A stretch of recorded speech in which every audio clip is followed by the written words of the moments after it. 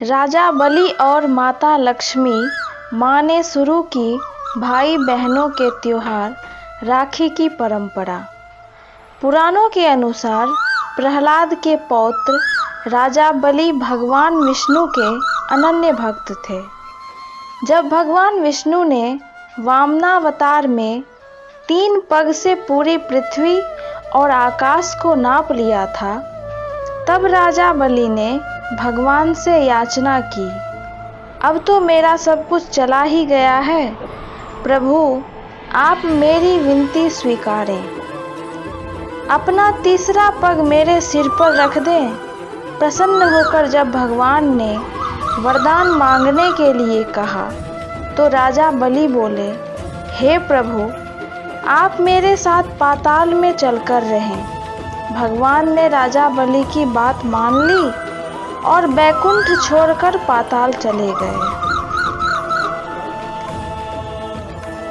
इस बात से माता लक्ष्मी परेशान हो गई और फिर उन्होंने भगवान विष्णु को वापस लाने के लिए लीला रची।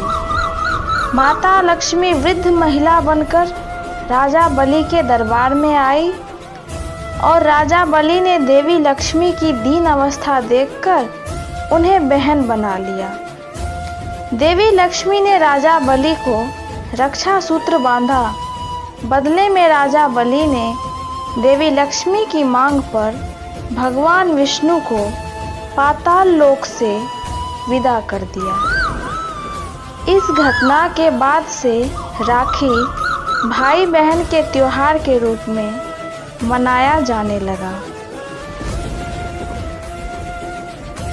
पत्नी सची ने भी इंद्रदेव को बांधी थी राखी।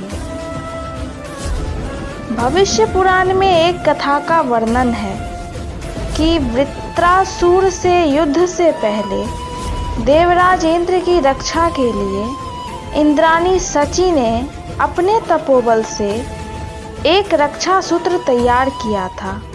जब सची ने रक्षा सूत्र इंद्र की कलाई पर बांधा था तो उस दिन श्रावण पूर्णिमा का दिन था। इस रक्षा सूत्र ने देवराज की रक्षा की और वह युद्ध में विजयी हुई। इस घटना के बाद से श्रावण पूर्णिमा के दिन रक्षा सूत्र बांधने की परंपरा शुरू हुई। इस घटना के बाद से राखी भाई बहन के त्योहार के रूप में मनाया जाने लगा। श्रावण पूर्णिमा के दिन रक्षा सूत्र बांधने की परंपरा शुरू हुई।